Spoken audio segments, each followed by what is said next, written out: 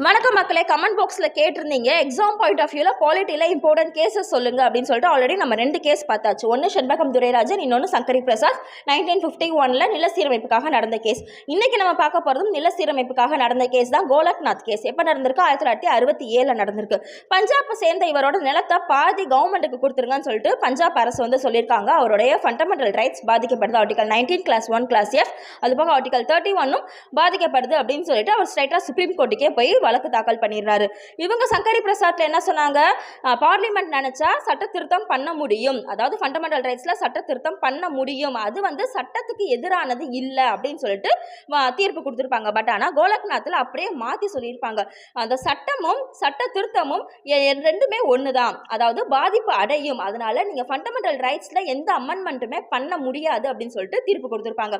வேறு எந்த கேசஸ் வேணும் அப்படின்னு சொல்லிட்டு கீழே கமெண்ட் பாக்ஸில் சொல்லுங்கள். இந்த மாதிரி இம்பார்ட்டன்ட் அப்டேட்டுக்கு நம்ம பேஜ்